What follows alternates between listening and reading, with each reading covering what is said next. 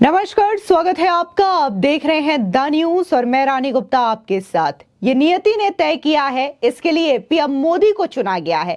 मैं तो मात्र एक सारथी ही रहा था इस रथ यात्रा में। आपको बता दें, ये शब्द खुद लाल कृष्ण आडवाणी के द्वारा कहे गए हैं, जो कि बीजेपी के वरिष्ठ नेता हैं। आज जब रामलला की प्राण प्रतिष्ठा की भव्य तैयारियां चल रही है, 22 जनवरी को रामलला का गर्भगृह में उन्हें विराजमान किया जाएगा, तो इन चीजों को लेकर के देश भर में कई सारे लोग अपने अपने तथ्य प्रस्तुत करते हुए नजर आ रहे हैं। इस बीच रथ यात्रा की शुरुआत करने वाले और इस राम आंदोलन को एक नई अलख देने वाले लाल कृष्ण आडवाणी ने ये बातें प्रधानमंत्री नरेंद्र मोदी के लिए कही हैं और उन्होंने साफ तौर से ये कहा है कि मैं तो मात्र इस रथ यात्रा में एक सारथी था, लेकिन ये नियति ने तय किया। भगवान राम ने स्वयं इसके लिए प्रधानमंत्री मोदी को चुना और आज करोड़ों राम भक्तों का सपना साकार हो रहा है। अयोध्या में भव्य राम मंदिर बन रहा है,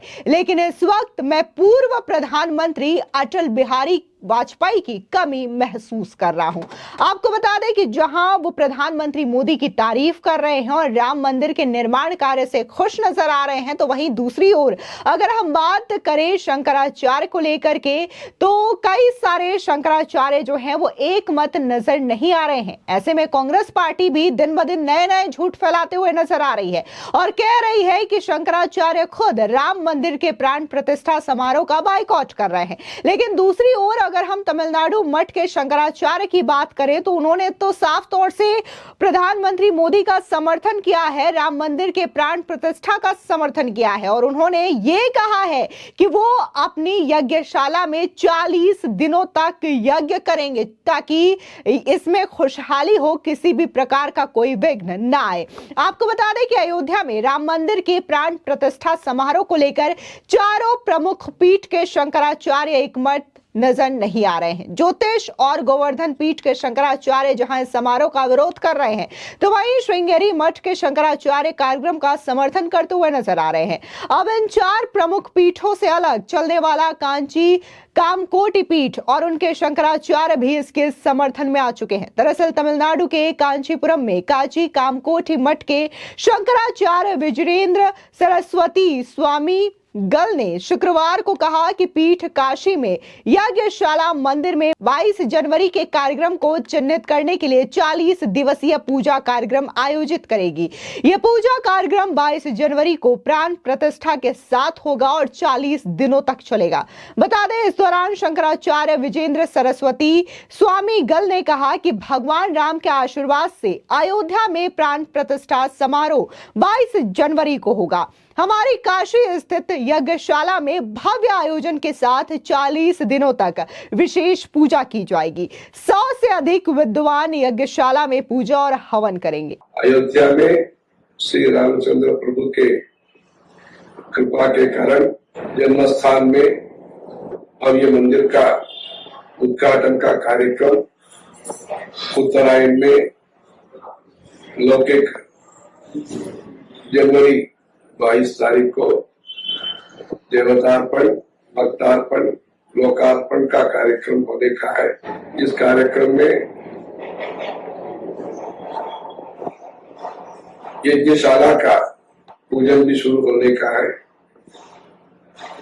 काशी स्थित अच्छे वैदिक के विद्वान लोग, गणेश शास्त्री द्रविड़ एवं लक्ष्मीकांत दीक्षित जी के नेतृत्व में 100 से अधिक अच्छे विद्वत लोग वहाँ यज्ञशाला का पूजा का हवन का कार्यक्रम शुरू करेंगे।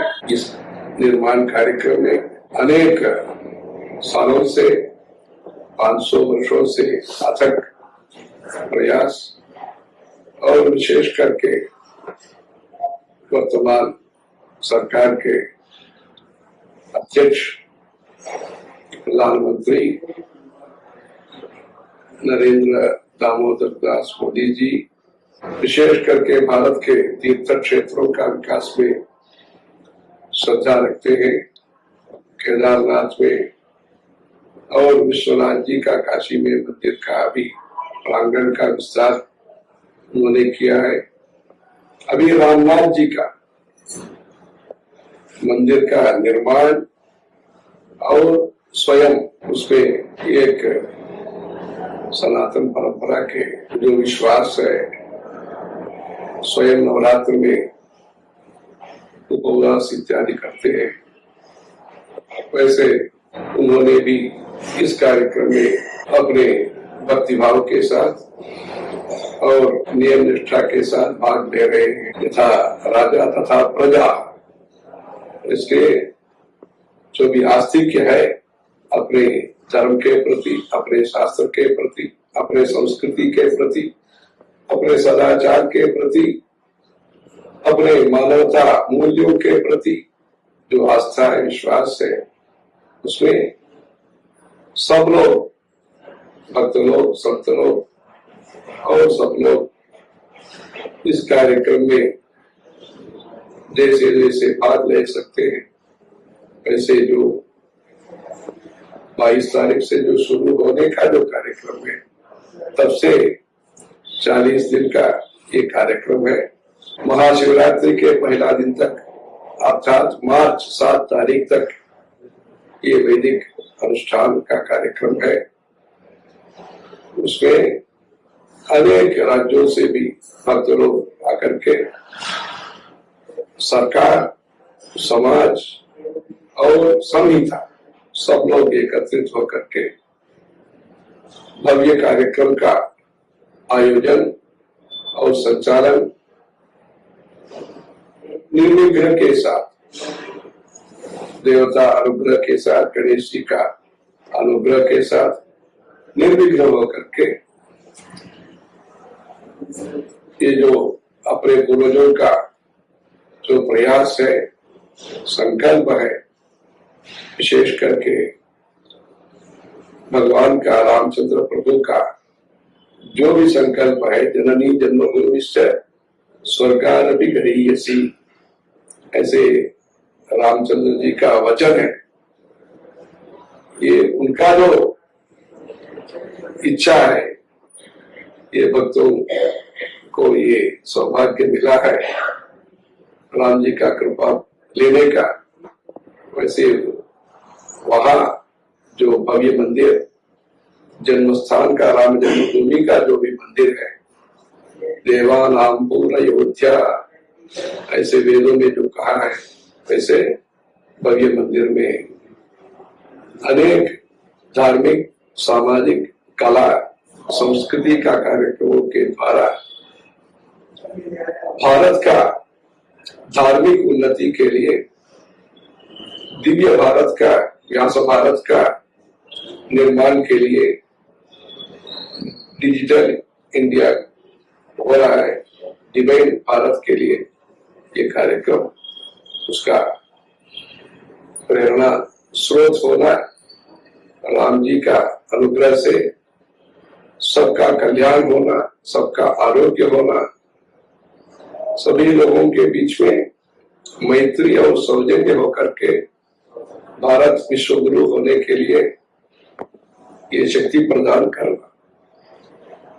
उसपे जो जो भाग ले रहे हैं, विशेष करके सबका भी भगवान का आशीर्वाद प्राप्ति के लिए प्रार्थना करें। हर हर शंकर, जय जय शंकर।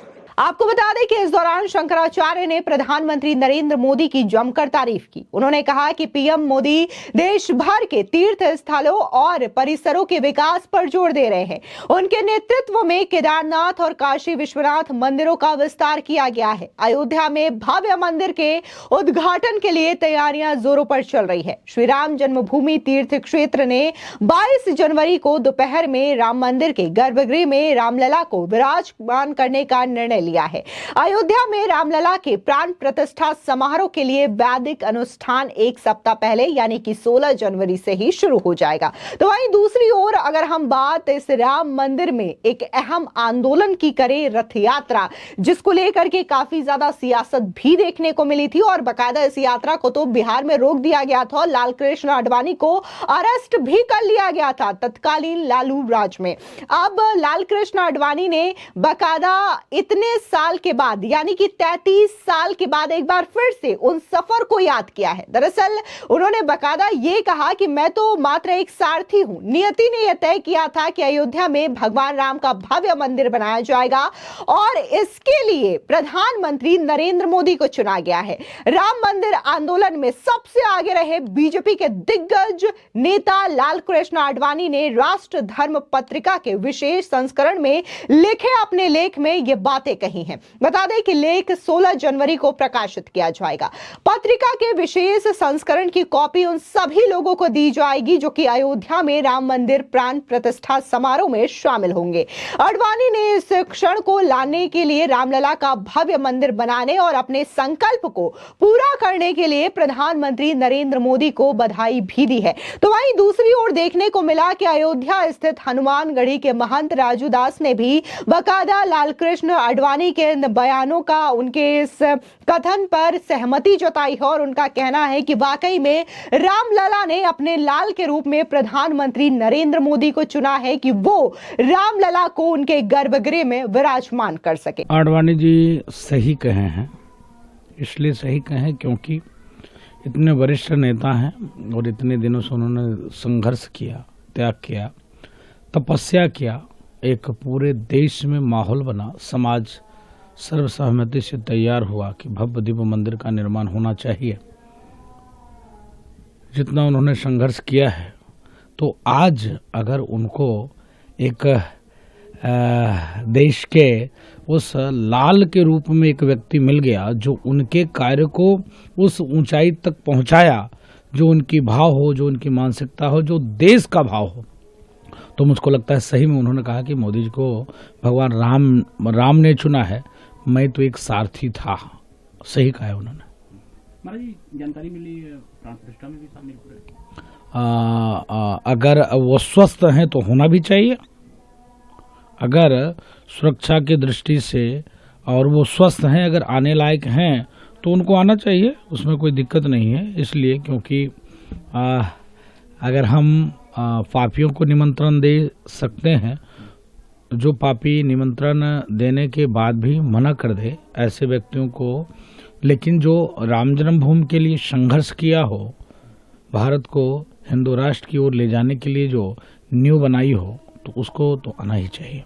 आपको बता दें, दरअसल लाल कृष्ण आडवाणी के लिखे लेख का शीर्षक है राम मंदिर निर्माण एक दिव्य स्वप्न की पूर्ति। लेख में आडवाणी ने राम मंदिर निर्माण के लिए 33 साल पहले निकाली गई रथ यात्रा का जिक्र किया है। आडवाणी ने पूर्व प्रधानमंत्री अटल बिहारी वाजपेयी को भी याद किया है। उन्होंने कहा है कि वो अयोध्या में राम मंदिर के भव्य प्राण प्रतिष्ठा कार्यक्रम से पहले अटल जी की अनुपस्थिति महसूस कर रहे हैं। लेख में आडवाणी ने लिखा, आज रथ यात्रा को 33 साल पूरे हो गए हैं। जब हमने 25 सितंबर 1990 की सुबह रथ यात्रा शुरू की तो हमें यह नहीं पता था कि भगवान राम के प्रति जिस आस्था के साथ हम ये रथ यात्रा शुरू कर रहे हैं वो देश में एक आंदोलन का रूप ले लेगी। साथ ही आडवाणी ने कहा कि वर्तमान प्रधानमंत्री नरेंद्र मोदी पूरी रथ यात्रा के दौरान उनके साथ थे। तब वो इतने प्रसिद्ध नहीं थे जितने कि आज है, लेकिन उसी समय भगवान राम ने अपने मंदिर के पुनर्निर्माण के लिए अपने भक्त मोदी को चुना था। जब प्रधानमंत्री नरेंद्र मोदी मंदिर में भगवान श्री राम की मूर्ति का अभिषेक करेंगे तो वह हमारे भारत के प्रत्येक नागरिक का प्रतिनिधित्व करेंगे। मैं प्रार्थना करता हूं कि यह मंदिर सभी भारतीयों को श्री राम के गुणों को अपनाने के लिए प्रेरित करे। आपको बता दें कि कहीं ना कहीं लाल कृष्ण आडवाणी के रथ यात्रा का आंदोलन जो शुरू हुआ था उसने राम मंदिर निर्माण में एक अलग भूमिका निभाई है और आज अयोध्या में भव्य राम मंदिर अपना आकार कार्ड ले रहा है। लेकिन जिस तरीके से लाल कृष्ण आडवाणी खुशी जाहिर कर रहे हैं तो वो इस भव्य कार्यक्रम को अपनी आंखों से भी देखेंगे। दरअसल उन्हें भी बाकायदा आमंत्रण किया गया है। पहले तो स्वास्थ्य कारणों को लेकर के उनके द्वारा खबर ये आ रही थी कि वो अनुपस्थित होंगे, लेकिन बाद में ट्रस्ट ने पूरी तरीके से इंतजाम किया। उनके लिए स्पेशल चार्टर्ड प्लेन जो है ऑर्गेनाइज करवाया गया है और अब वो भी 22 जनवरी को रामलला के प्राण प्रतिष्ठा में उपस्थित रहेंगे। फिलहाल इस पूरे मामले को लेकर के आपकी क्या राय है, हमारे कमेंट सेक्शन में जरूर बताएं। धन्यवाद।